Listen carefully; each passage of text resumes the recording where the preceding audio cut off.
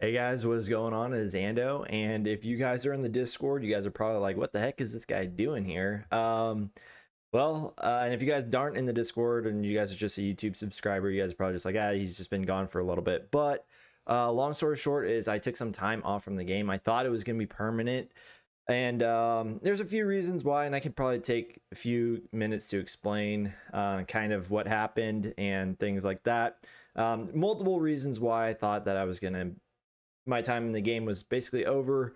Um, the number one reason though is because it feels like I don't have enough time to remain competitive, right? To do all the things that are need to be done in this game now, it takes a lot of time, and I stream 2.5 hours every GAC match. Plus, you got to do an hour or whatever of conquest. You got to do your TB or TW. You got to do the various game modes that are in the events, and spend your crystals and farm and all this other stuff, and it just felt like I was kind of getting overwhelmed with it all. So I felt like I was watching my account get slowly outpaced, and it's not a good feeling, whenever you spend so much time into something and then you just realize that it's kind of all for naught. And GAC was a big indicator of that, because as we were climbing up, we were just facing people that had they were way more prepared, right? Whether that was with better rosters, better mods, you name it, right? So it's a tough thing for anyone to swallow, I think, especially for me, loving GAC the way that I do. It was really tough. So why am I back? That's probably the question that really needs to be answered, and it's because mostly you guys. And I have missed the game a little bit, but it's this stuff, and you guys reached out in such a tremendous way, like seriously unspeakable ways. I had people trying to take over my account, trying to like help me out in different ways, and I really greatly appreciate that, guys. I miss this aspect of things, and I miss streaming more. It's weird. I miss it almost more than the game itself, but that's not to say that I dislike the game. It just feels like I'm slowly losing a step. So that was kind of the whole thing, and so that's why I'm back. And you guys, we started this channel, and I started streaming because I said, hey, if there's one person that I can help, if just one person that learns something from my videos or from streaming, then I did my job, right? I did what I wanted to do. And I had people kind of come up and say, like, that could still be done. So I'm gonna try this out. Again, I think this is easier. I'm not gonna stream. I'm not closing the door on streaming. Just I've had some stuff happen in personal life, right? And it's all good things, very good things. But I just don't have as much time as I used to. So we're gonna try the YouTube stuff, and again, hopefully you learned something. I think we got some cool counters in here. We're facing Webby. Probably gonna be a little bit rusty on this because I haven't done this in a while. But these from Malevolence, I don't know which one or what their rank structure is, but it's a well-known guild. That's his front wall. Again, I don't really have much time to scout, but this guy did have Star Killer, if I remember right. And I think he put it down here. Yes. So last time I faced someone from like Inca Patrol, or maybe it was in Cobra Ka, I'm not sure, and I don't know if I ever posted that one, and we just our counter for that failed. So I'm gonna take in JML here. Now this isn't the crazy version of JML or of Lord Vader, but I'm convinced that you can win almost all of them as long as you have the right mod set on them.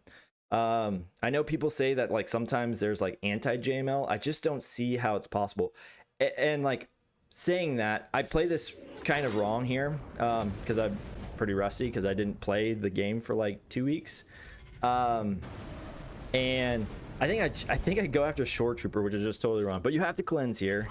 So that way this is a race for ult, right? Like this really is a race for the ultimate. And let me turn this down. This is a race for ult, guys. Like there's no question about it. You have to get ult. I see people doing stuff like they treat this. I've seen a ton of people, and I almost want to create a video for it. They treat this as if this was like JML versus Ray, and it's not, because they think that Cam is gonna do cam things, and it just doesn't happen here because his damage is so nerfed. I didn't see how much he just hit there for, but it's not much, right? Especially with Moff Gideon in here. But all of this is coming from JML's ult damage here. Now, ideally, if we had just gone after Shore Trooper, we wouldn't have let Vader kind of take his turn and kind of go do some, you know, ability blocks. But again, you know, I haven't played every single Lord Vader. I just know in general like what we're doing, and it just seems really hard for you to kind of counter it. But you know, again, I don't know, maybe some of those really top end ones are crazy. So now what we're doing is, why I think this is so successful is because we're rotating who's taking the ET, as what all I know it is basically JML's lead, right? And we have to wait for Lord Vader to go through his ult, and then we use JML's ult, especially with this comp, because GMY is pretty squishy. He's probably got like 15 dots on him right now. Next turn he would have just died, and because Lord Vader's in the ult stance, he would have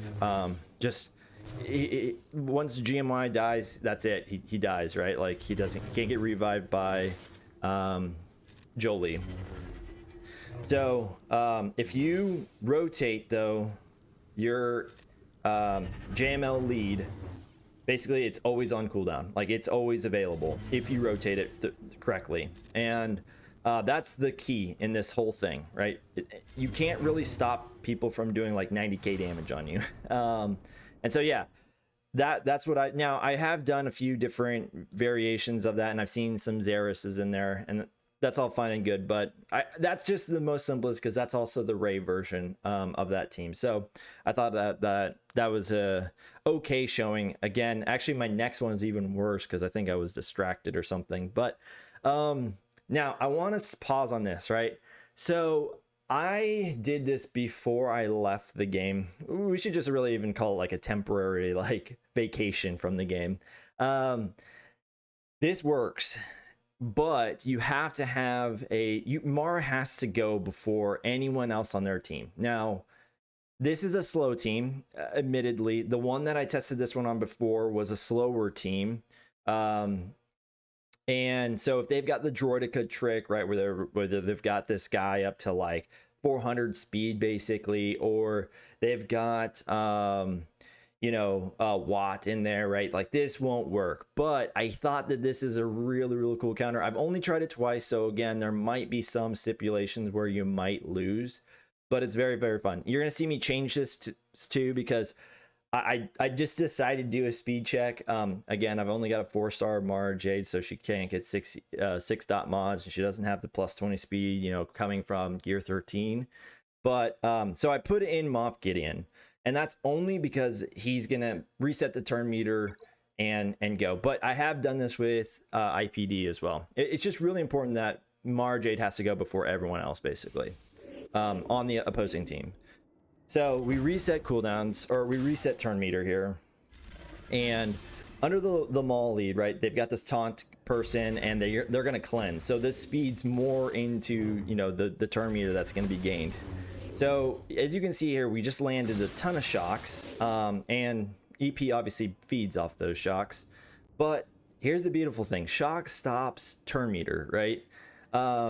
Frenzy is based off of turn meter, so even when some of these guys get going, they can't, even if they're using the special, they're not going to proc Maul's Frenzy, right?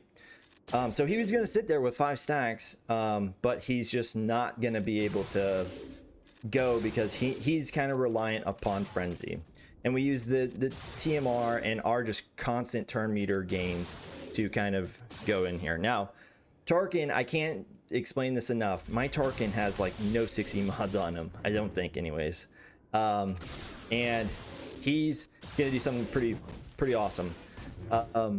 But yeah, so this taunt goes around and it kind of cleanses for us, which again is just boosting up our turn meter.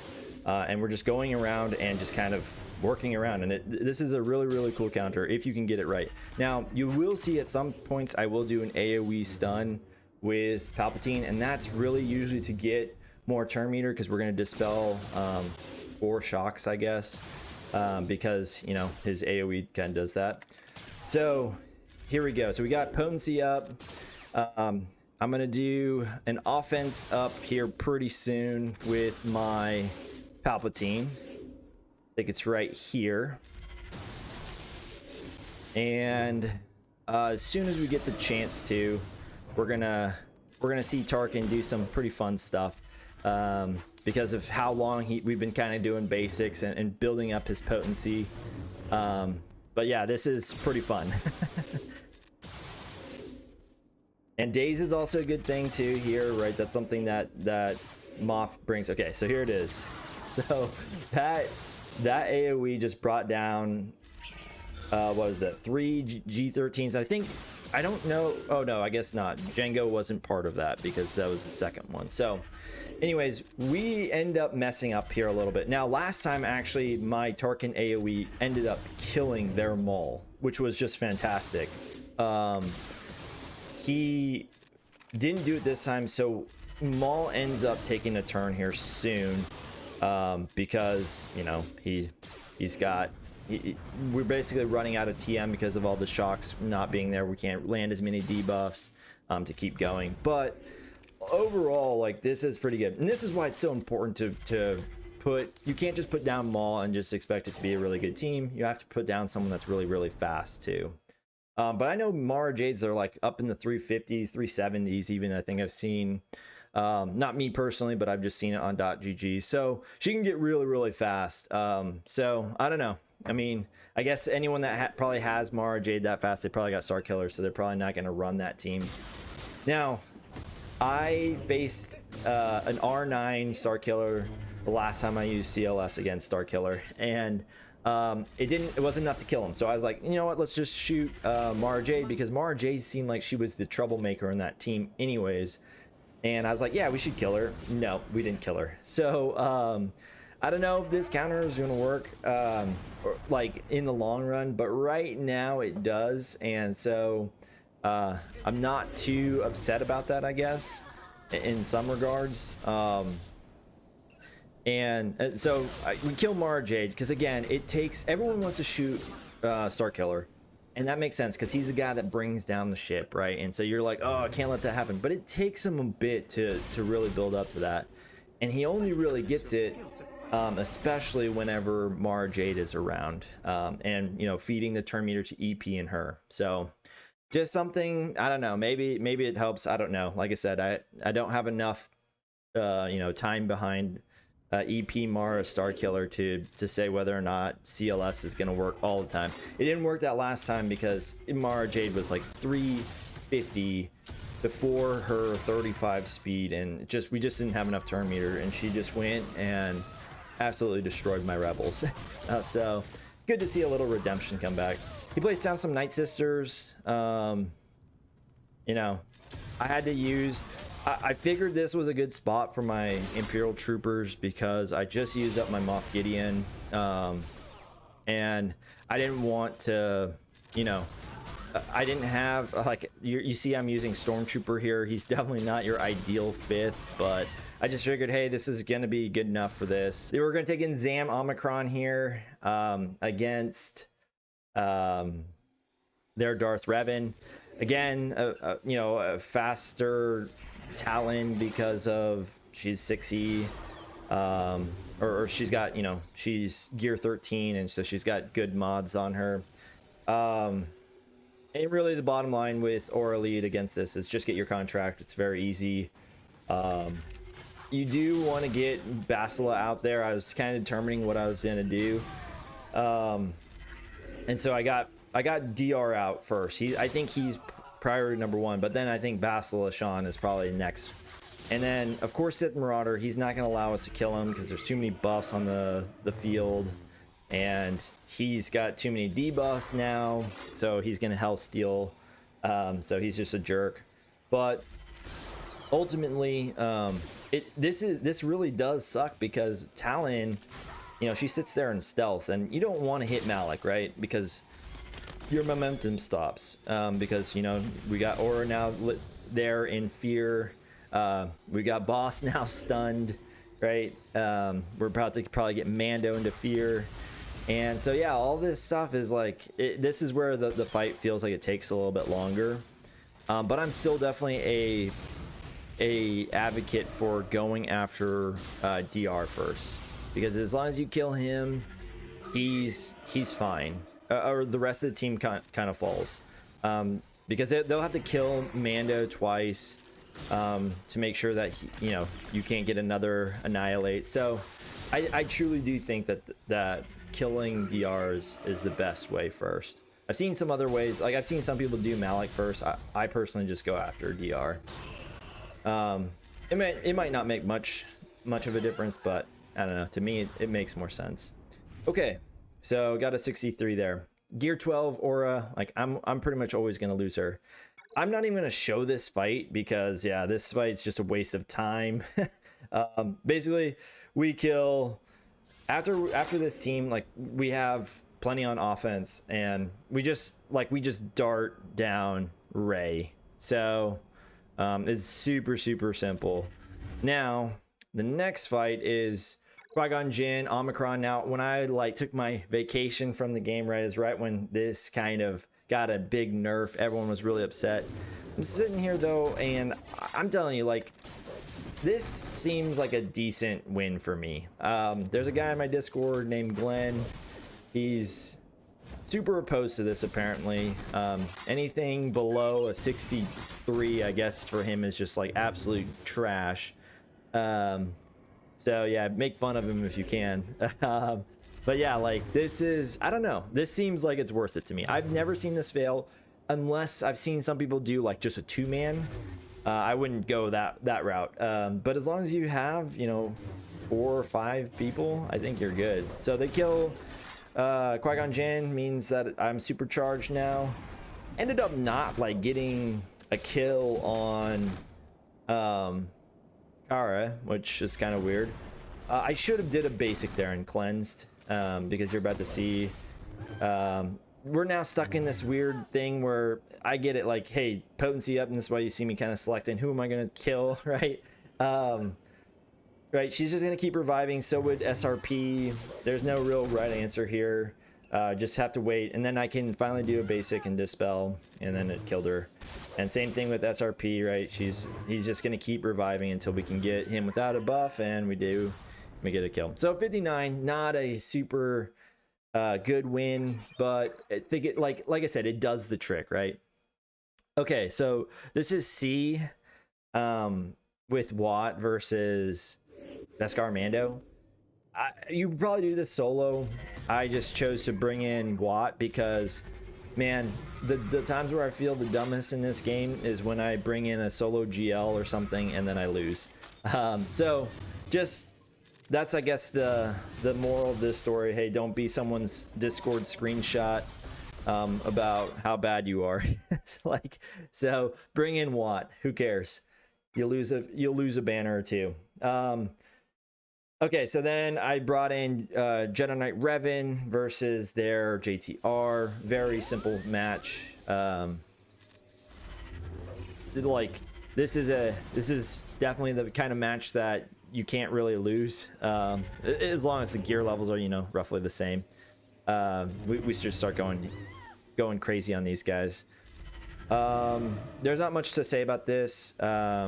This fight, we're gonna go through them, and it probably takes us all of 90 seconds. So yeah, guess we'll just continue watching this as this complete destruction. This dispel here, you just want to dispel someone that you're gonna want to attack, and I think at this point I just pick R2 because I don't want him to do burning and take banners. So and that's why I also taunt with Old Ben, because if someone does get an attack out like BB-8, I want to make sure that I could at least maybe call him in to assist and recover his banner. And I think that's what ends up happening. Oh, Old Ben gets a kill. Look at that. Boom. Perfect. Right on cue. Okay. And I think now we opened up ships, and we'll check it out, and then we'll go back down south. I'm not sure if there was any really good fights down there. Like I said, this guy actually went pretty light on defense. To my surprise, actually. So okay, I remember why I showcased this. I did this, and there's actual footage of a Omicron Zam, and I think it was actually a better team too. It had Grief instead of Dangar. So I just did this to showcase like what it would be like if you had an Omicron Zam. So basically, you just really want to target Zam because once she's dead, you know, the Omicron gets going or it goes away, and like you kind of got a regular bounty hunter team. And why this team works so well against Omicron Zam is because they're super boosted up with the speed. But as soon as they hit someone, right, like basically B2's got his RNG fest of, you know, hey, I'm gonna, you know, get an extra turn here. And so, and once he lands some debuffs, he gives everyone else turn meter. So you're gonna get going pretty quick, and you're gonna match basically the speed of the bounty hunters. And so I really do like this counter because now we've just completely taken control. And then, like I said, you target Zam, she's out. Her Omicron stats go away, and you're just left with a 4-man bounty hunter team, and it's great. And so yeah, that's the only reason why I'm showcasing this. It wasn't an Omicron Zam. I just wanted to show you guys that hey, it does it. Now it's not gonna do it for amazing banners, right? If you know, a guy again in my Discord, he would probably say that this is a terrible win, but you know, it actually does a pretty good job. It'll be I don't think you're ever gonna win Grievous with like a 65, but you know, a 62 is plenty, I think, in my book at least. That's I'm guessing is what we ended up getting here too. So the old 62. Yeah, exactly. Okay, so we got a 62 there.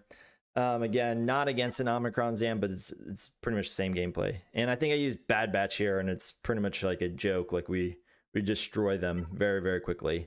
I don't think this team is very good on GEC. Obviously, this is probably, well, maybe not this exact comp, but obviously, you know, Hot Tub Boba, he's pretty amazing as far as territory wars goes. So I think people are just literally like, yeah, man, I have to like gear you up and relic you up for territory wars. Like I might as well find some use for you, which I don't blame people for trying to do that. I don't think I've really used mine too much outside of territory wars, but yeah, I don't know. I think people are just, you know, this is probably the equivalent of placing down, you know, the OG Finn team where you're like, maybe you'll rip some banners or something. Like there's not much else to say about it. So yeah, easy 65 for Bad Batch. And I think now we're gonna move up to ships. Yeah, because there's no more ground.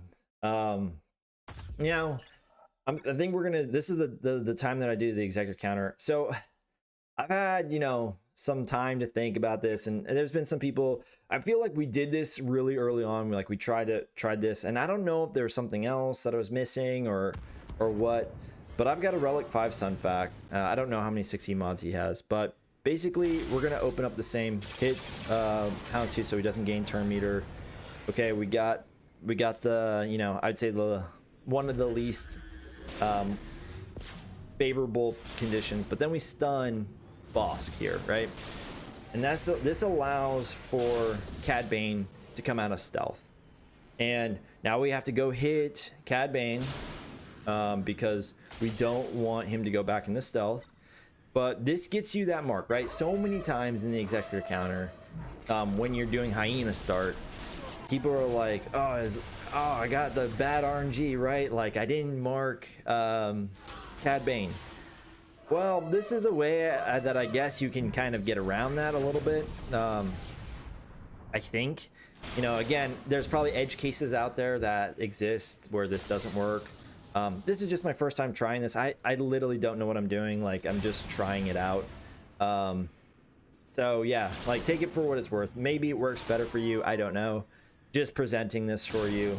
But you know, the fact that we can get Cad Bane out makes it at least a 2-shot easier. As much as that, you know, is painful to say, So again, I don't know what to do here. Like, I've never been in this scenario. I don't know if you bring out Hyena. I decided to bring out Ebonhawk because I don't want them to gain their ultimate. That seemed to make sense to me.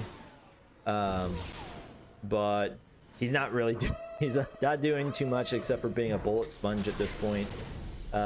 Which, hey, I'll take that too.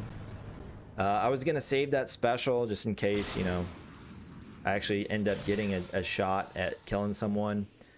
And then I think I bring out another buzz droid here. Yes, or a vulture droid. And I think things were like, I was like, oh man, this is not looking so good. And then they start killing some of my vultures again. And I think things kind of look back up a little bit, because this is the point where I was like, well, they don't have their ultimate yet, so we don't have to worry about that. So I don't need to ultimate and just have, you know, one ship basically out there. So I decided to bring out my Hyena at this point, which I think ends up being the right call. Again, I think, you know, maybe this is a totally winnable scenario up until that point and I made the mistake, but yeah, I don't know. I kind of like this, like, a little bit. So now I get to hit my ultimate. Again, they still haven't hit their ultimate at all, because we haven't had all the target locks on us. I don't remember. Okay, so I do go after Boba here. And, okay, so yeah, so I'm going to do an AoE here with my ship. And that's going to end up killing... It's going to end up killing, I think, 2 of their ships. I think Bossk and Boba here. Again, maybe it's a little bit of luck. Maybe it's, you know, maybe it's just the most skill you've ever seen. But we end up getting this down pretty good. At this point, I was almost like, wow, we might win this. But then they, as soon as they got their ultimate, right, that was it. And then I was like, well, we still might win this. And then they killed our Vulture Droid, and then it was really over. Especially once they rehealed, and he's got foresight, and I can't hit him. So, again, you know, this is a super easy cleanup, right? One ship. I've gone the Hyena method where I literally kill no one, and like, it is so frustrating. And I'm sure that, like I said, there's edge cases in everything that we do, and I'm sure there's probably some scenario where like their Cad Bane is slower than their Razor Crest, and it's like, what is going on here?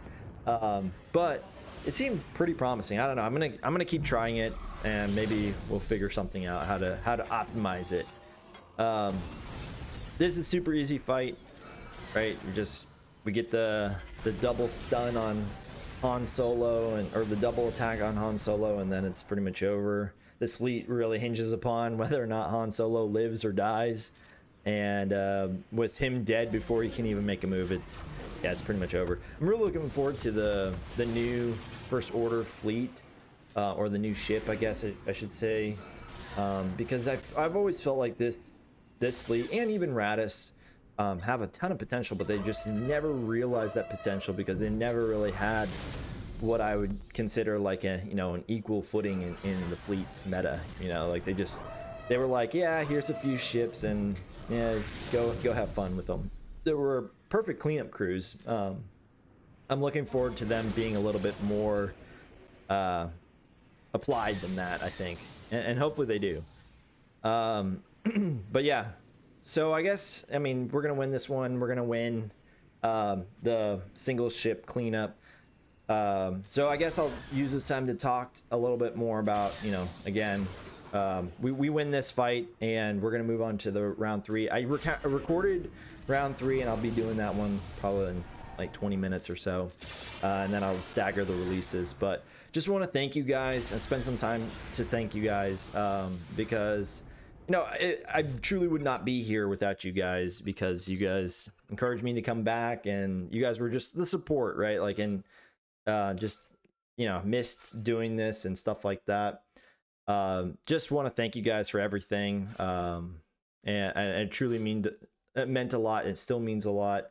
You know, if you guys want to continue to help out the channel, you guys hit the thumbs up button, comment down below on your favorite moment here on the video or whatever the case is. It just truly is one of those fun things, getting to know you guys in any way possible. So anyways, I hope you guys enjoyed. Hopefully you guys learned something, because again, that's why I do this. It's fun for me, but also just the idea that someone else might learn something, or I learned something from you guys, is just awesome. And so yeah, like I said, we end up winning this one, cleaned up for a pretty clean 50 there. And even with the fail, I think we actually ended up pretty high score. Yeah, 1700 is pretty good with a fail. So yeah, thank you guys so much, and we'll see you guys in the next one.